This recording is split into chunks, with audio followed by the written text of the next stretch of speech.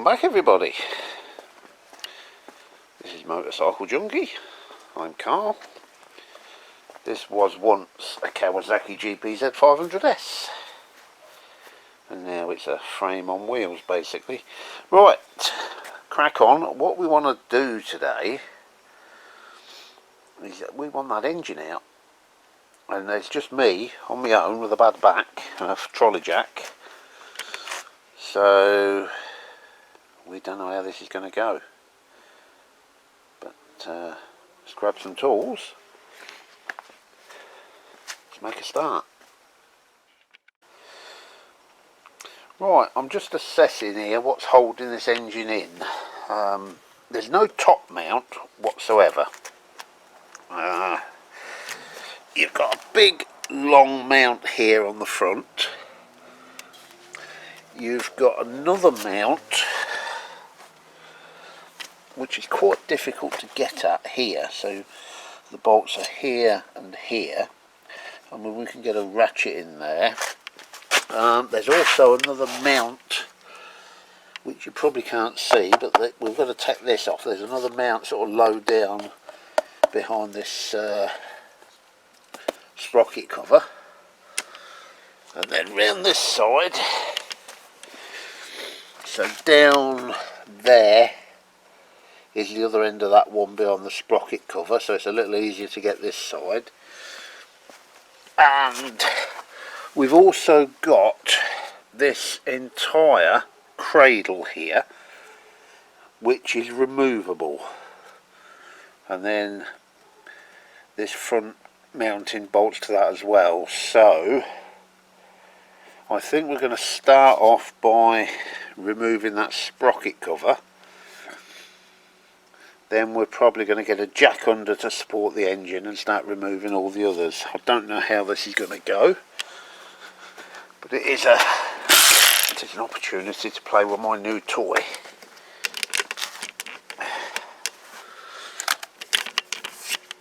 Oh, you sit down there. Behave yourself.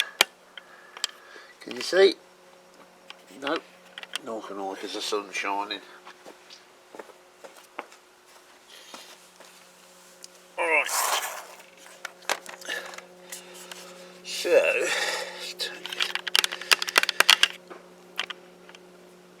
so this thing here. Oh, that's loose.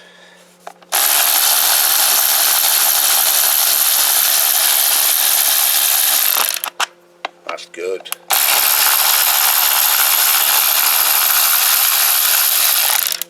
Oh, I like this.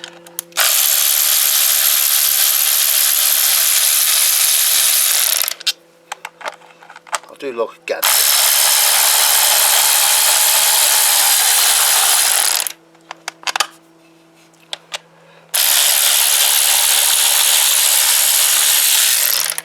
How long did that take, eh? Oh, I think I'm going to like that. So, bring it back up here. It's a bit cruddy in there, but down there, just there, you can see it, is the bottom engine mounting bolt. So, right, let's start cracking them off.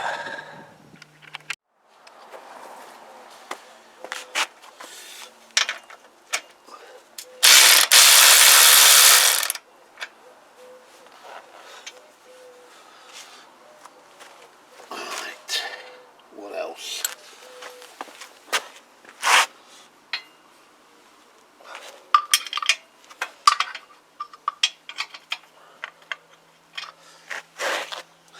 It's going to be difficult to get at. Hang on, didn't you see?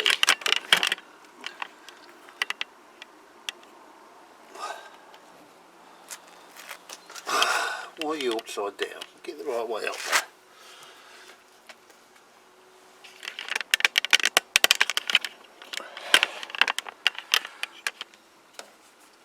Right. This is the top mount.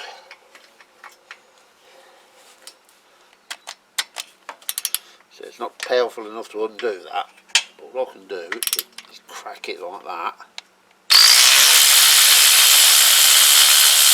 and then out she comes. Oh man, this is easy. I'm liking this.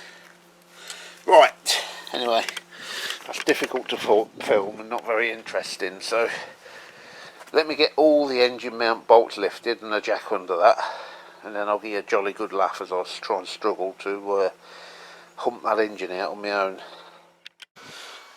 Okay, right,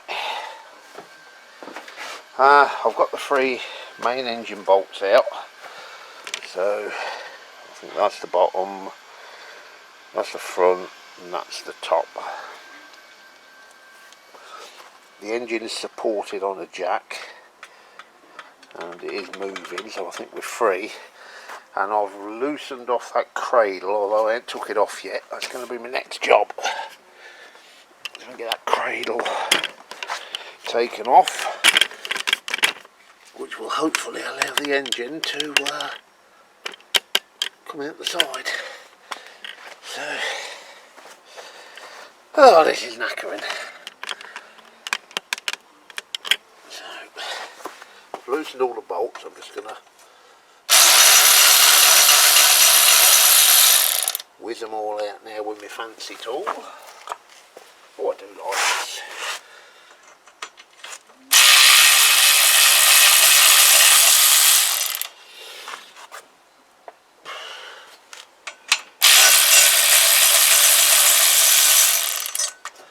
Oh, that's good.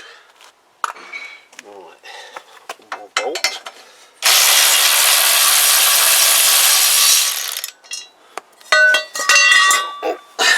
Before I lose it.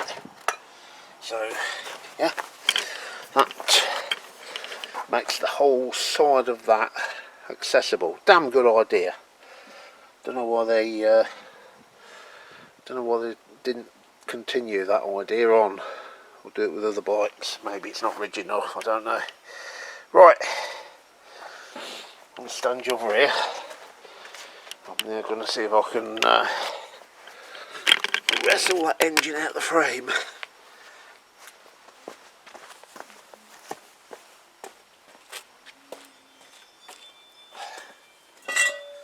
I don't know how this is going to go, but we are about to find out.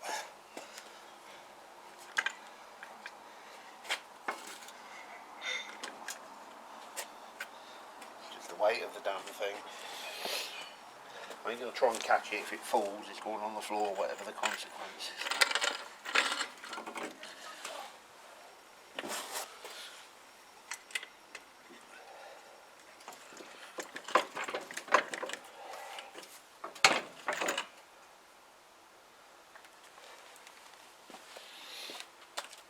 Let's get some pliers.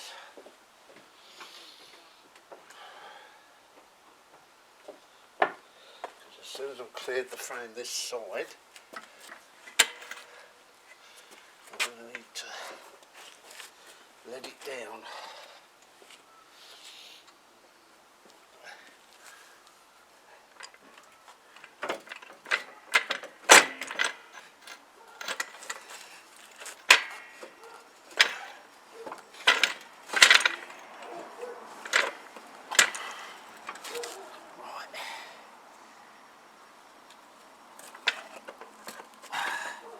She's out.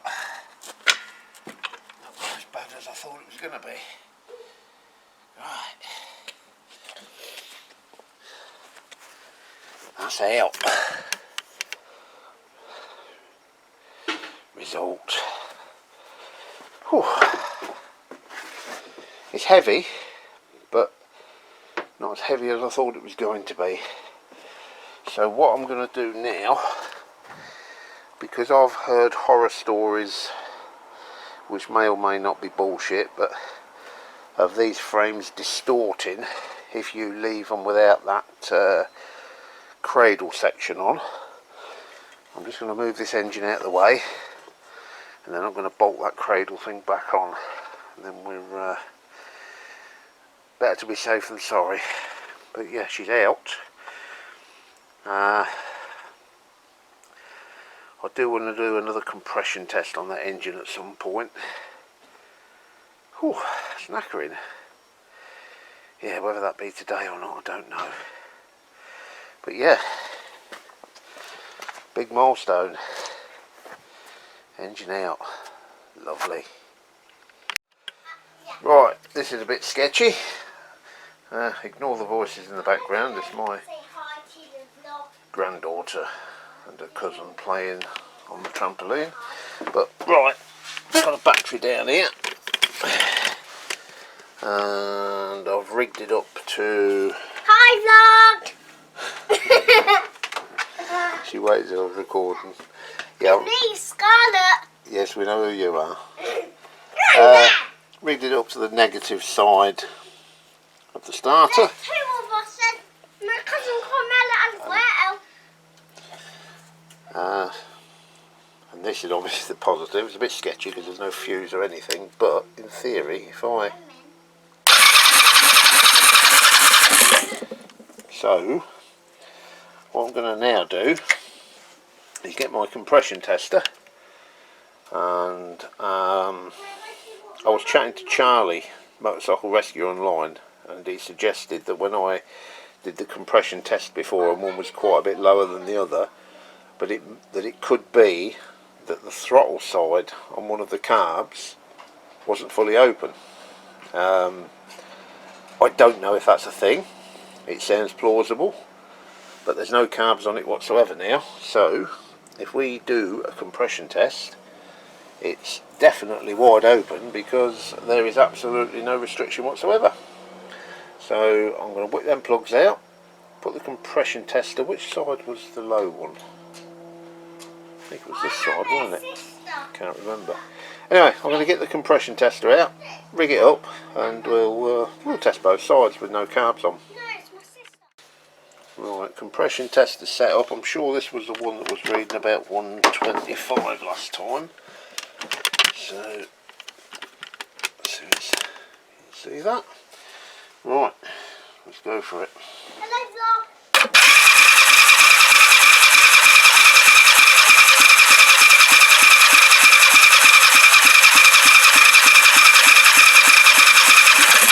It's actually reading less. Let's see it properly. Right, let's try it again. Not what I was expecting, to be honest.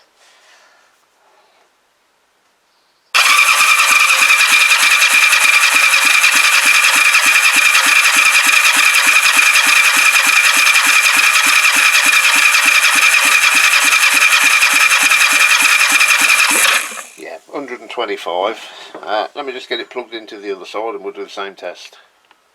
Okay, this is the other side. Let's try that. We've got 125.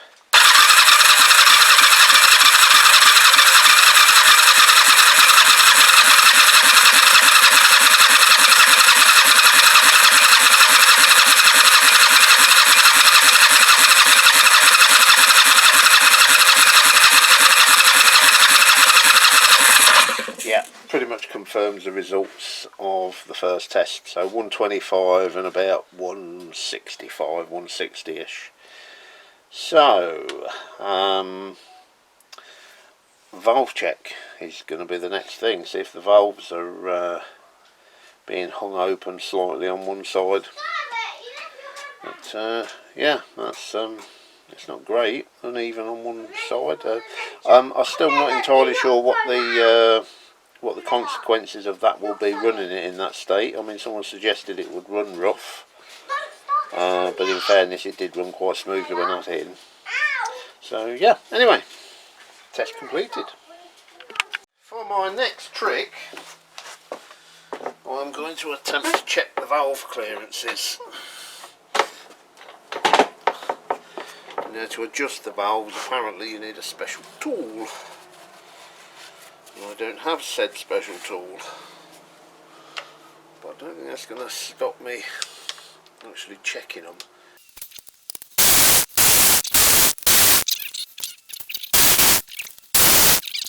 Right,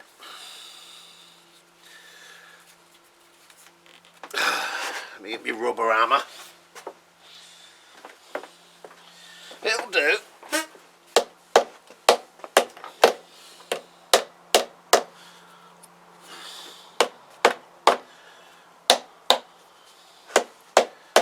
Come on, you bastard, let go. I haven't missed anything, have I? Oh, yes, I have. Them fucking things are going to come off, ain't they? Them water pipe thingies, and they were a bastard, weren't they? Yes, they were a fucking bastard on that other engine, if I remember rightly. I could not get them out. That was cracked.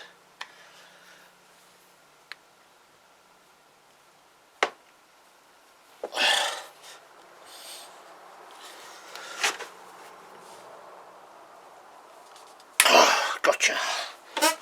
But that's not even the hard bit. The hard bit's pulling them out the socket, although having said that, that one's actually loose. So these have got an O-ring on the end, so that will actually, can you even see me? Yeah, those O-rings will need replacing before this gets reassembled. Is that one going to be as nice?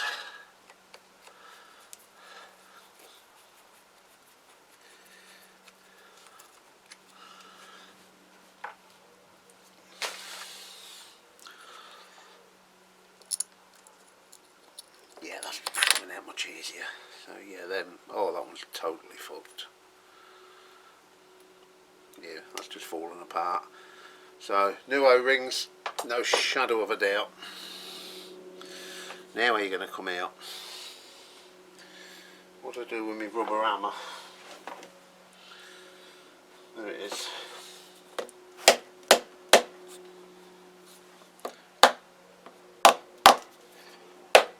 Come on. Let go. Hey! There's plenty of oil getting to the top. So,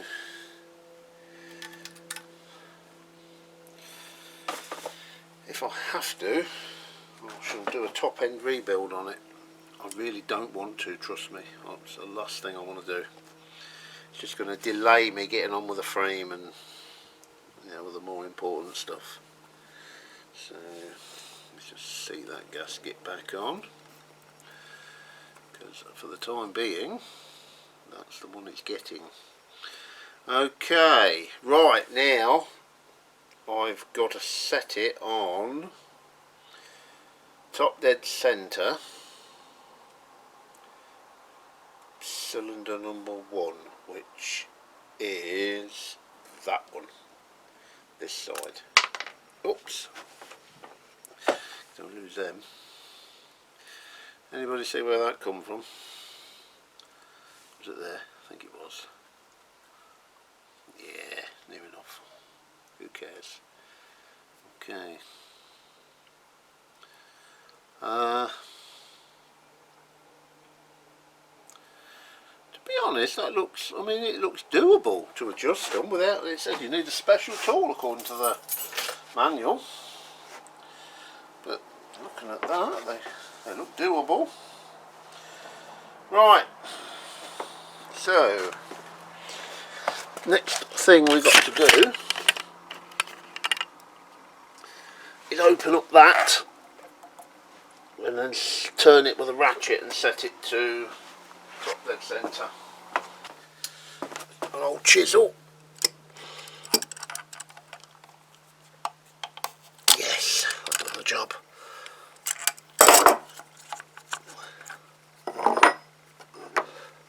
So that looks like 14mm. Right, move everywhere, mate. You're in the way.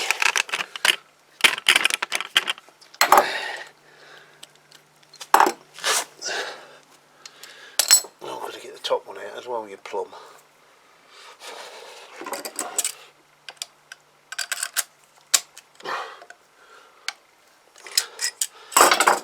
was kind of hoping that I could just block up all the orifices on this engine, pressure wash it, give it a bit of a clean, and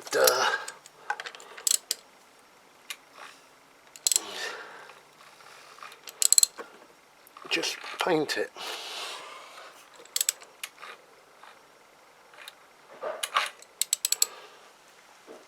Right,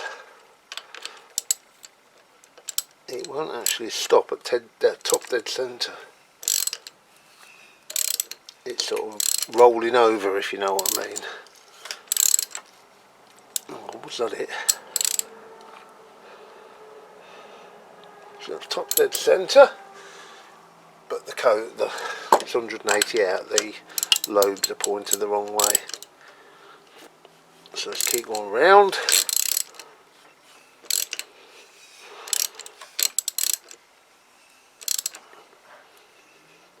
Where are you? Oh, I missed it.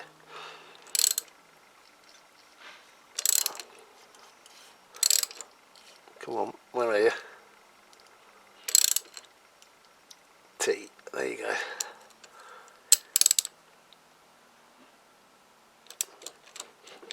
So that, no, I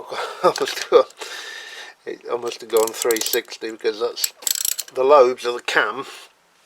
I don't know if you know, these cam lobes here have got to be pointing up so that they're off the the tappy things. You know what I mean, fuck's sake.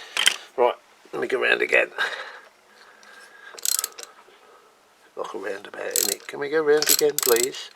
Did I just miss it again? No, I don't think I did.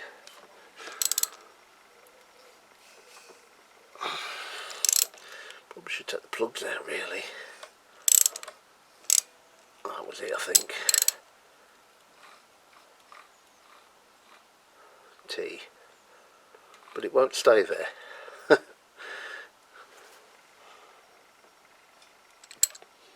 I think that's it. And there is movement.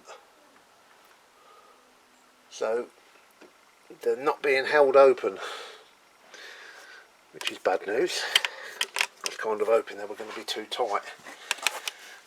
But even if they are, there's still movement in them, so.